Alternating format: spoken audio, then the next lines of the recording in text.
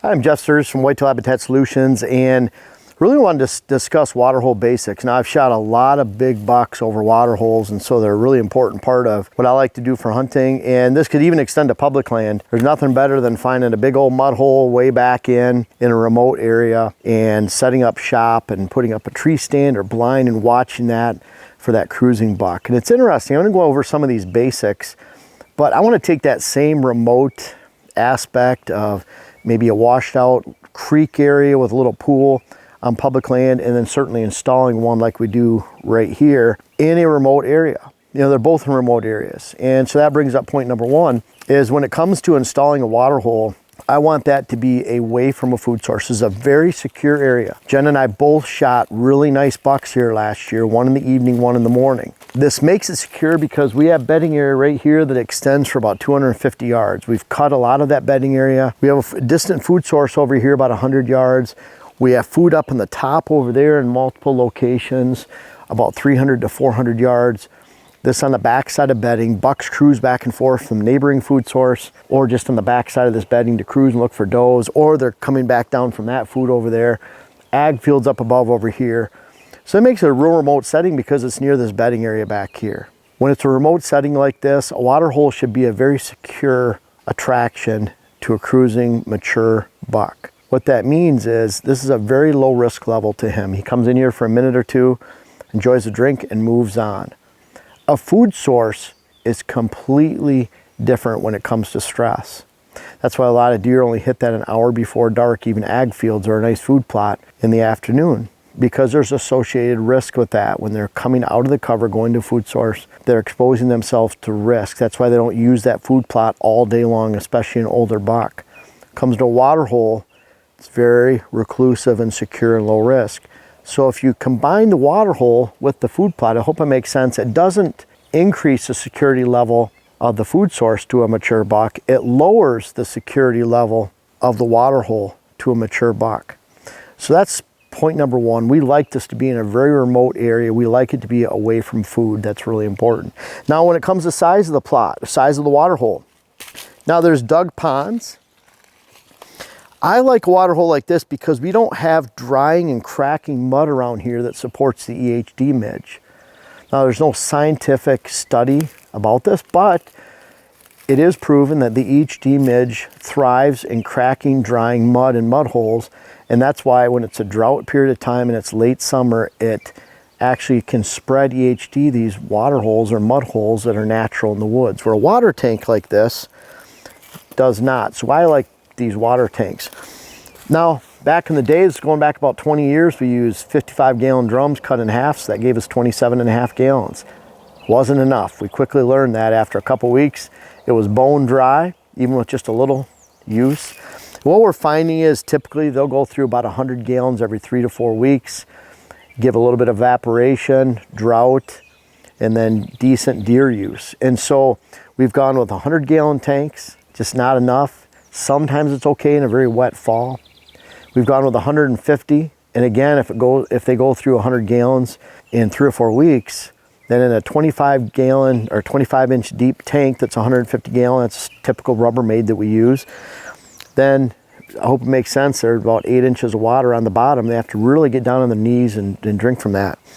Where when we use a 300-gallon tank like this, it's not that much more money, about $250 than a 150-gallon tank that might be $175, but it's the same 25 inches deep. That depth is really important. There's some water holes out there that are 80 gallons, 100 gallons, they're only 15 inches, 12 inches deep. That greater surface area allows for evaporation, and you lose even more water faster. So this seems to be that perfect balance. I like that, around 2 feet deep. And so with that being said, when we're down 100 gallons in this 300-gallon tank, we're only down about 8 inches from the surface. So if we're getting appreciable rain, that's filled back up. And even if we're down 200 gallons, we're still 8 inches, 9 inches off the bottom. The bottom gets smaller towards the bottom, so it's deeper as you go. Deer can still step into it and drink water. So when it comes to size, you never want to have a small water hole where it dries out. You use an 80-gallon, 100-gallon tank and it dries out.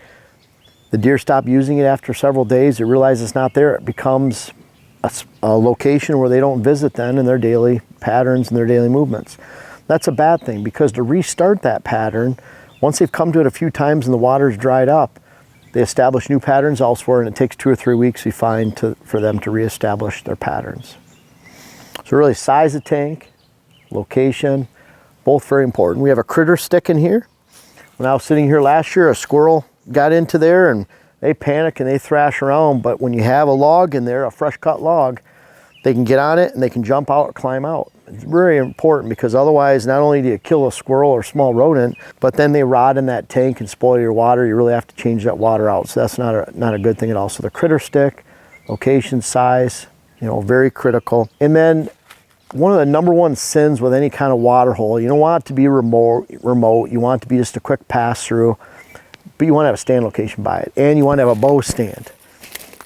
If you're a bow hunter, having a bow stand on it, we're a 25-yard shot. We have a mock scrape back here. I always put the two together, so when we get a picture from the reveal right over here, it's right over the water hole, the mock scrape. The bottom line is we want that stand location right here within bow shot. I can visit far too many properties, travel around the countryside, where they'll have a water hole and it's meant to be an attraction. But let's face it, point number 5, sin to have it not by a bow stand. But point number 5 and our last point, water holes define travel. They don't attract deer. Now you get into some arid southwest areas, a giant pond attracts all kinds of wildlife, including deer. But for 80% of the whitetail range, 90% of the whitetail range, a water hole defines movement. It doesn't attract more deer to the property. So keep that in mind when you're setting up your stand locations, how they relate to bedding areas, the overall movement you're trying to project. I love water holes on the way to a food source, for example, because deer are bedding dry all day, eating hardwood regeneration, woody shrub tips, acorns. They can't wait to hit that water on the way to food in the evening. As far as timing goes, a lot of times you find deer really heat up their use when the conditions are actually cold, because bucks are moving more, especially during the rut. If you have cold rut periods, they're hitting this water all day long. And because it's in a remote location, because it's the right size and not emptying, makes the perfect rut stand, perfect spot to have a bow stand. And I really want you to check out these water holes. On the Whitetail Habitat Solutions channel, we have probably 50 water hole videos. Been putting these out for 20 years. Different sizes, different locations to experiment, so you don't have to. But enjoy these water holes. We're legal in your states. They can be a great attraction. Find a water hole on public land that fits these same conditions, and you're gonna have an incredible spot to hunt this fall. And you can check it all out with your camera, see what kind of use you're getting. And what's cool about it is we find every critter in the woods, not just deer, come to these water holes, and it makes it really enjoyable, as long as they're not frozen during the wintertime, to watch all the critters, bobcats, fox, hawks, owls, and everything else that comes to it 365 days a year.